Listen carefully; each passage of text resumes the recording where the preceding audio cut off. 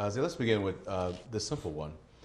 You've been here now ever since your playing days. 1982, yeah, that was What kept you tied to St. Louis? Because you could pretty much live anywhere you want.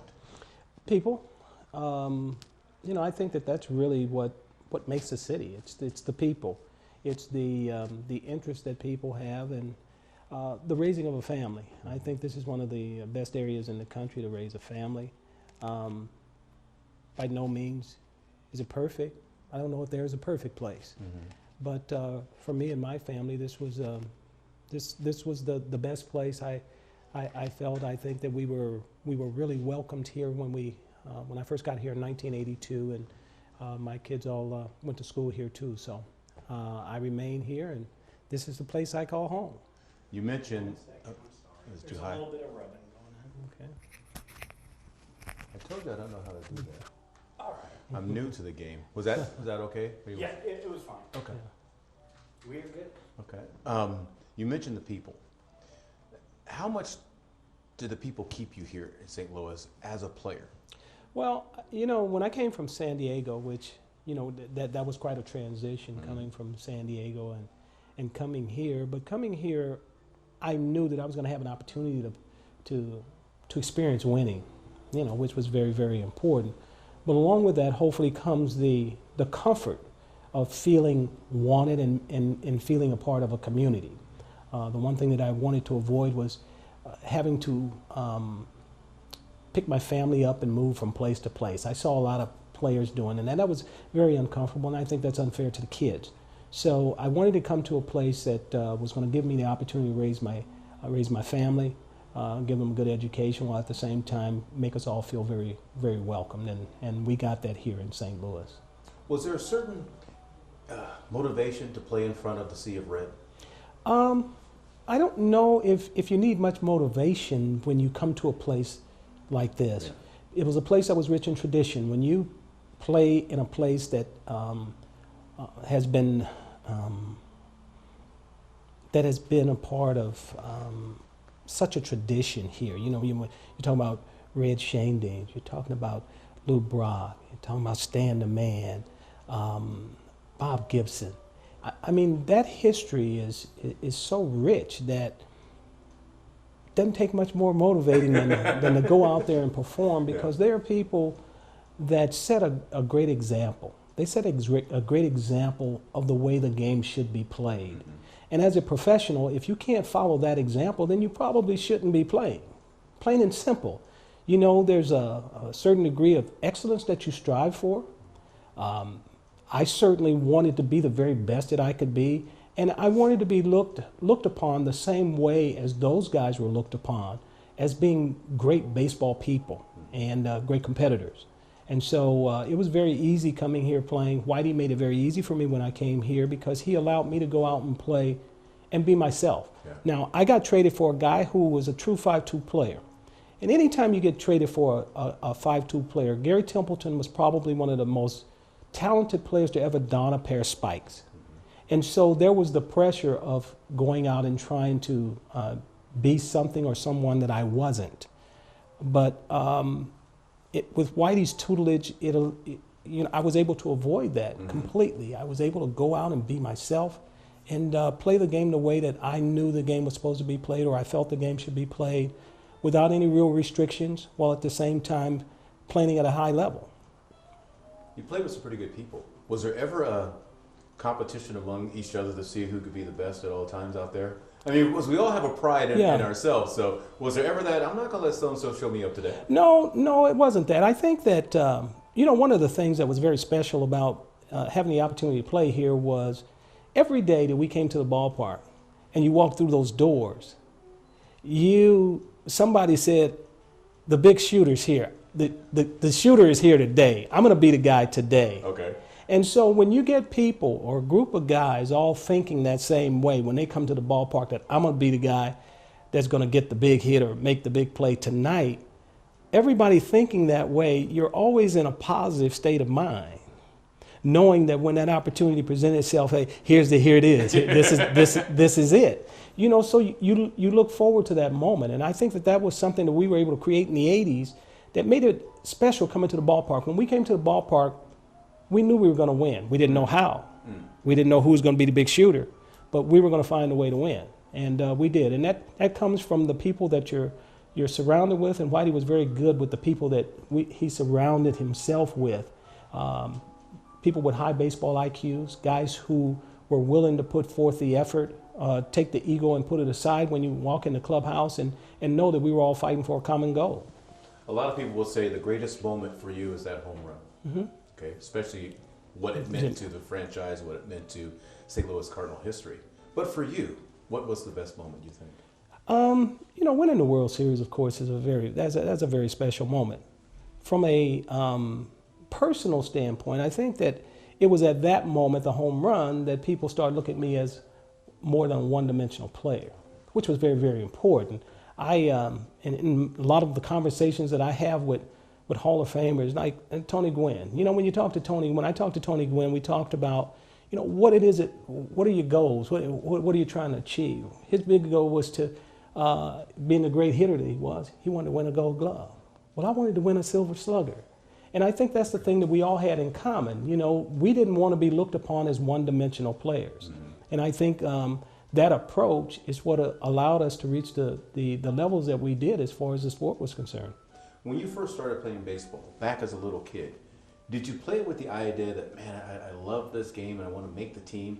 Or did you play with the idea I'm going to be the best baseball player in the history of mankind? No, it was just to be the best whatever it was that you chose. It just happened that baseball was what I found myself with the ability to do, mm-hmm. hand and eye coordination and those things. I never got drafted out of high school, so that was a little disappointing, but I never stopped believing in myself. I knew that my hand and eye coordination was something that was special. It was a gift. It was a blessing. And I knew that at some point in time, if I continued to work hard, that it was going to pay off at some point, which it did. After 1976, I got drafted by the Detroit Tigers. They offered me $8,500. I'd finished my 3 years of my schooling, and I promised my mom that I was going to get my education. So I went back to them and asked them for another $1,500, which they say they didn't have in the budget. So I went back to school in hopes of getting drafted again my senior year, which I did by the San Diego Padres, and being a good businessman that I am, I signed for $5,000 and a bus ticket to Walla Walla, Washington, where I started my professional career. So for all those kids out there, we weren't all bonus babies. Mm-hmm. I was not that guy. I didn't have the size. I didn't hit the ball out of the ballpark, but I knew that if given the opportunity, with my work ethic, the way I went about it, and the people that I was blessed to have around me preaching the same message about working hard and getting the most out of your God-given talent, mm-hmm. never giving up on oneself and the belief in oneself, and knowing that in the end, if you continue to be the best, whatever that was you chose to do, for me it was baseball, but if it was a sanitation worker, to be the best. And that was the message that was preached by my mom, my coaches, and everybody. Work hard to be the very best that you can be, and that's what I did. You bring up mom a couple of times. Was she the key central figure in, you think, your success? For most of us as African American players, as black players, the mom is usually the stabilizing force within the family, and kind of lay the groundwork that if you don't do your work, you don't get to play. It's real simple. You have chores. I had dish to wash, I had floors to wash, I had to do it all, So these hands, these calluses, I'm honestly, man. But we had to do those things, and that's where the discipline came, from her. You mentioned being African American. Of course, this is Black History Month. What does that mean to you when you look at the world of baseball? Well, I think one of the things that we're battling right now is the decline of the African American player in the game of baseball, and trying to find a way to get those numbers back to where they were when we started, which weren't extremely high, but they were certainly much better than they are today. I think we're down to maybe 3, maybe 4%. At getting those kids that fall by the wayside, and I think that what has transpired is that they see the success, the instant success of the Kobe Bryants and football players, what it seems like very short period of time for them to make it to the pros, and they think that is the road. Well, it's a very hard road. Very few guys have the ability to go from high school to the professional ranks. And that is highlighted so much that it gives them a false sense of what it really takes to make it to the ranks of professionals. So we've got to get back to the grassroots of getting kids to understand the importance, first of all, of getting a good education, because that's where it starts. You know, I think that for all of us that have had the opportunity, it started with education, getting a good education, and then taking that skill set and progressing as we went along. But getting a good education is where I always start with kids. If you're not going to be a kid that comes out of high school or college or gets drafted in the top 3 or 4 rounds, it can end so quickly. Right. You know, so if you're not going to be that bonus baby, then it's probably better if you have the skill set to get an education or get a scholarship to a school or a college or tech school for that matter. That's important. That's probably more important than trying to set your goals to be a professional player. Times have certainly changed. When you think about the players that came before you, the African American players that came before you, a lot of them didn't have that opportunity to go to college and get that education. It was all about their athletic abilities.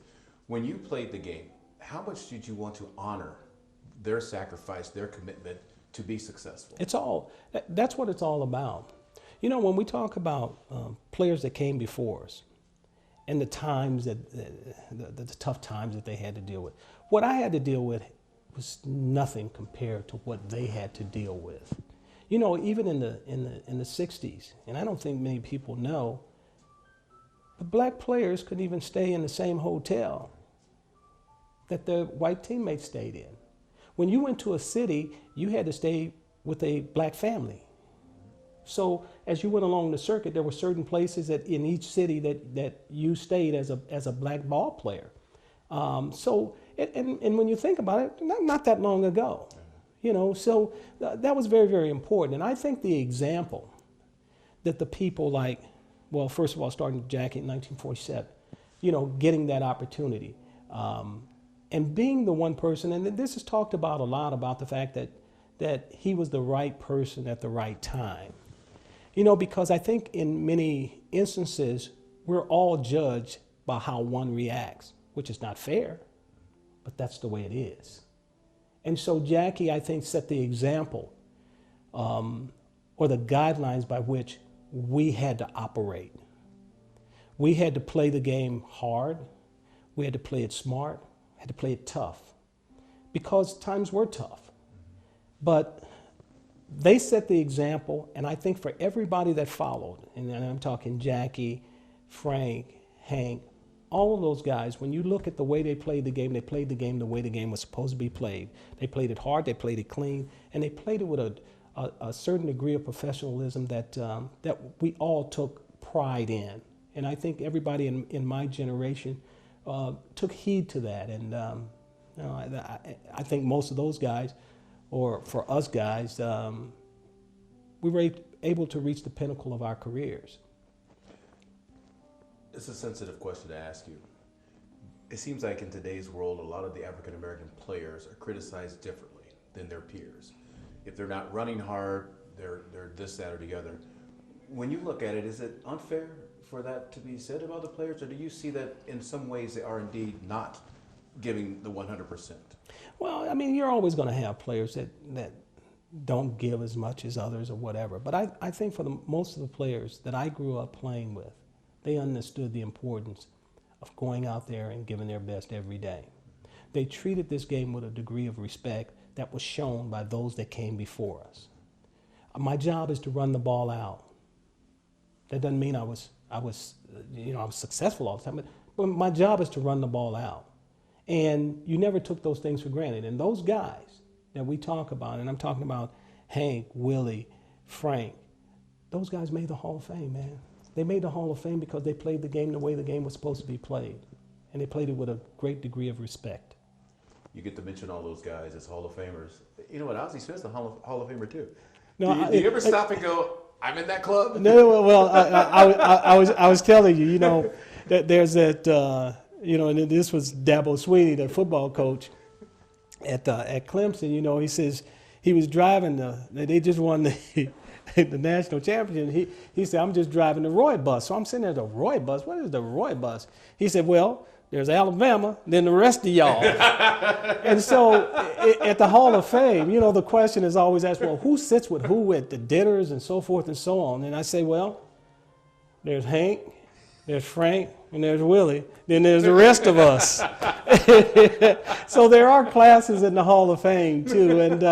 And we don't get that twisted. You know, we know that those guys are guys that paved the way. They made it possible for us to be able to go out and do what we did. And we all took a lot of pride in the way we went out there and performed. And hopefully somewhere along the way, if you're a baseball fan, you could appreciate the effort that was given by me and all the guys in my generation. Couple to finish with. One, pitchers and catchers report on Tuesday. Mm-hmm. It's been a while since you donned a uniform and played 9 innings. Mm-hmm. Do you still get the itch, or do you go, you know what? Time passed. No, those times are gone. You know, maybe 10, 15 years ago. Yeah. But you know, sometimes getting out there and watching guys take ground balls and stuff. You know, I can still do that. I'm still functional. You know. I can't take as many, but you know, I still get out there, and I'm gonna probably go down.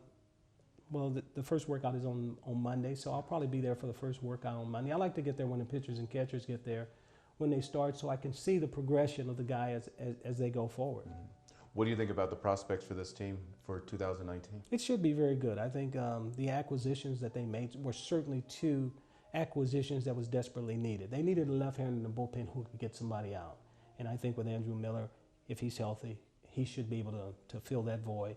And then, of course, getting Paul Goldschmidt at first base, somebody who's solid, somebody who's consistent, somebody who's going to give you, you know what you're going to get every day. Mm-hmm. You know, so, and he can hit the ball out all over the ballpark. So that's great. And so what it boils down to, as it always does, it's how good your pitching is going to be. Oh. You know, you gotta be able to pitch, and you know, I think they got a lot of good arms, but there's a difference in having good arms and knowing how to pitch. Right. You know, so hopefully the guys will get better. They will have learned from last year, and they'll become much better baseball players as a whole, as a team. Because I think that we've fallen short here the last couple of years, and so I'm looking forward to seeing how they're going to put it all together and how they're going to come together as a team. So in your heart of hearts, you believe this year can indeed be their year? It certainly can be. It's certainly going to be a better year than it was last year. You know, I think that last year they had like 80 errors at first base. You can't expect to win having that many errors. You just can't do that. So I think from this standpoint, right now they're a much better team than they were going into the season. There are a lot of things that has to happen right for things to go exactly the way you want them to go. But that just comes from the hard work and the dedication and the preparation that you put into spring training. And I think that knowing Mike Schilt, he certainly is going to work hard at making sure that when the season starts, those guys are prepared. And I'll finish with this one. We spoke about advice for the young kid growing up. Someone has to be the next Ozzie Smith one day. How do you advise kids on following their dreams? Because so often we're advised, oh, you can't do that. The odds are against you.